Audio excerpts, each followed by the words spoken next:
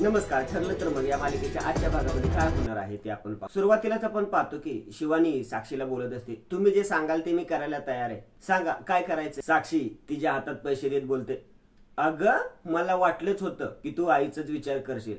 हे बघ, हा फक्त ऍडव्हान्स आहे, एकदा का काम झालं ना की तुला अजून पैसे देईन. चैतन्य अर्जुनला बोलतो, पण तुम्हाला हा व्हिडिओ कुठून मिळाला. अर्जुन बोलतो, शिवानी जाधव यांनी दिलाय मिलॉर्ड. पण तिने हा व्हिडिओ का काढला होता, मुळात असा व्हिडिओ आधीच कोणी का काढून ठेवेल. अर्जुन शिवानीला बोलतो, मी शिवानी जाधव, तुम्ही सांगाल. शिवानी बोलू लागते, माझ्या मामाने मला आधीच सांगितलं होतं की साक्षी आणि महिपत शिकरे खूप भयंकर माणसं आहेत. महिपत तर स्वार्थासाठी एखाद्याचा जीवी घेऊ शकतो. चैतन्य बोलतो, ऑब्जेक्शन युअर ऑनर, जी माणसं इथे नाहीये त्या माणसाबद्दल बोलण्याचं इथे काहीच अर्थ नाहीये. अर्जुन बोलतो, आजच्या केसशी त्या माणसाचा संबंध आहे मिलॉर्ड. जज बोलतात, ऑब्जेक्शन ओव्हररूड. शिवानी बोलू लागते, त्या दिवशी साक्षी शिकरे माझ्या घरी येणार असं कळलं तेव्हाच मामाने असं सांगितलं की काही खरं नाहीये, ही बाई काही करू शकते, आम्ही पुढे कुठल्याच गुन्ह्यात अडकाय नको, म्हणून माझ्या मामानेच माझ्या मामे भावाला सांगितलं की हा व्हिडिओ काढ म्हणून. अर्जुन एक लिफाफा काढतो आणि बोलतो, युअर ऑनर, याच्यामुळे हे सिद्ध होईल की आज दाखवलेले सर्व व्हिडिओ हे खरे होते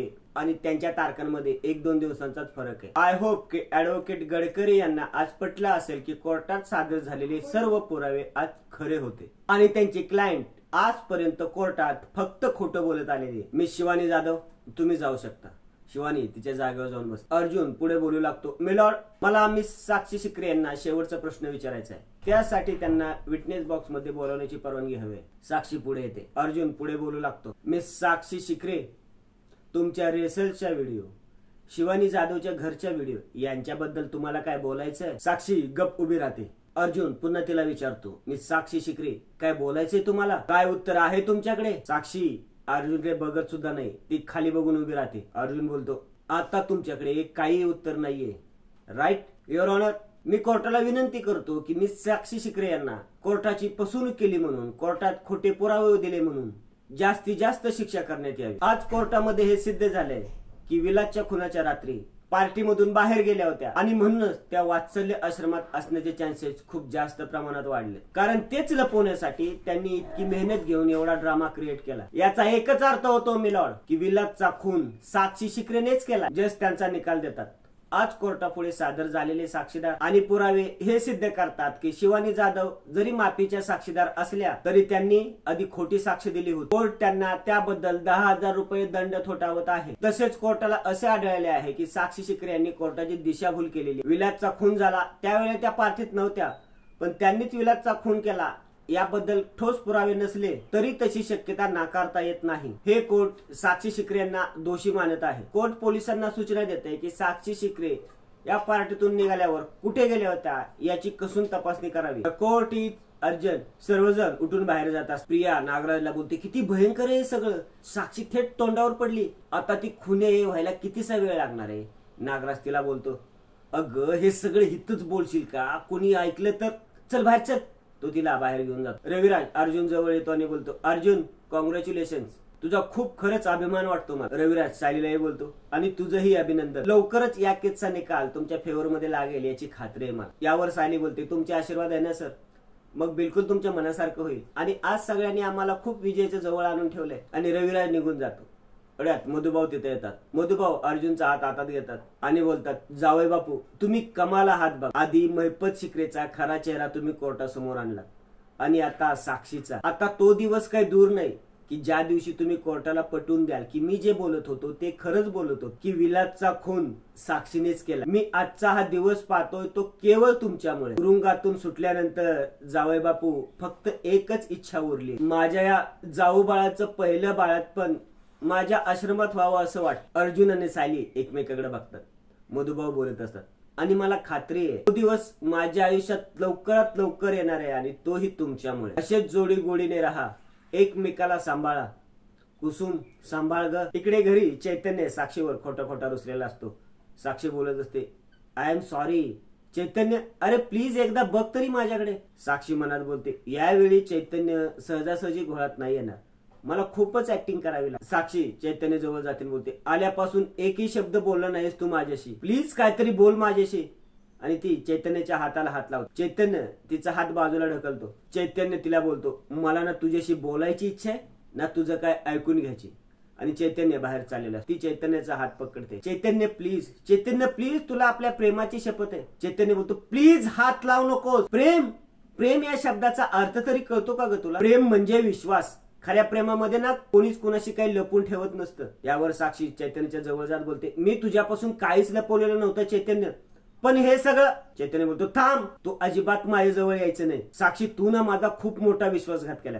मी परत परत परत परत तुला विचारत होतो की तू माझ्याशी काही लपून ठेवत नाहीस ना, तेव्हा तर तू नाही म्हणाली. तू माझ्यापासून इतकी मोठी गोष्ट लपवलीस की तू कोर्टात खोटं बोलली. अगं डॉक्टरनी वकिलापासून काहीच लपून ठेवायचं नसतं, इतकं साधं कळत नाहीये तुला. त्याच्यामुळे नुकसान स्वतःच होतं आणि तू होणाऱ्या नवऱ्यापासून एवढी मोठी गोष्ट लपून ठेवलीस. कसं माफ करू ग तुला मी, कसं माफ करू? इकडे अर्जुन स्वतःशीच बोलत असतो आता जर मला एक मस्त कॉफी आणि काहीतरी खायला मिळालं ना तर लाईफ सेट आहे. एवढ्यात सायली त्याला कॉफी आणि पिझ्झा आणून देत. अर्जुन त्याच्या हातातून कॉफी आणि पिझ्झा घेत बोलतो माइंडेड आहात का मी सायली तुम्ही? आणि आहातच तुम्ही माइंडेड. सिरियसली तुम्ही ना त्या अलादीनचे जिन आहात. जिन पण नाही, ते एक झाड असतं ना, झाड, की त्या झाडाजवळ गेले की आपल्या सर्व गोष्टी पूर्ण होतात. काय बोलतात त्याला?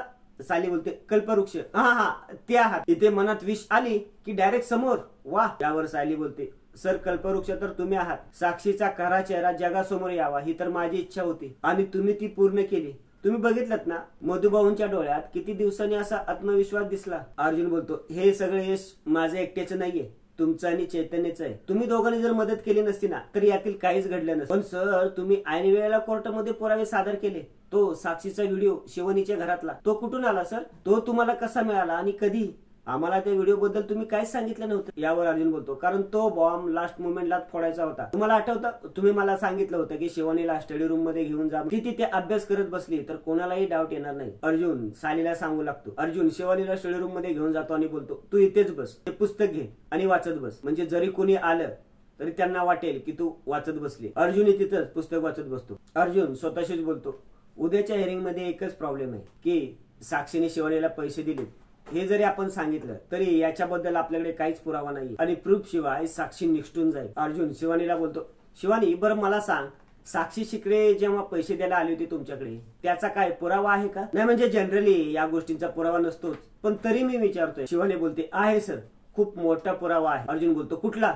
1 मिनिट सर. आणि ती अर्जुनला तिच्या मोबाईल मधील व्हिडिओ दाखवते आणि शिवानी बोलू लागते साक्षीवर फारसा विश्वास ठेवायचा नाही, हे आमच्या मामांचा अनुभव होता म्हणून आम्ही आमची बाजू आधीच सुरक्षित करून ठेवली. यावर अर्जुन बोलतो साक्षी शिकडे आता सुटूच शकत नाही. सायली बोलते म्हणजे तुम्ही चैतन्य सर आणि शिवानी मिळून ही खेळ खेळला. साक्षीला निसटण्यासाठी कुठलीही पळवाट मिळू शकते हे तुम्हाला आधीच कळलं होतं आणि म्हणून ती तुम्ही पळवाट सिमेंटने बंद केली. कमाल आहे तुमची. अर्जुन बोलतो कारण साक्षी अडकल्याशिवाय मधुभाऊ सुटणार नाहीयेत मिस सायली. हे सगळं फक्त तुम्हाला सुचू शकतं, उगच नाही सगळे म्हणत की तुझा नवरा. साक्षी बोलता बोलता थांबतेने बोलते उगच नाही सगळे.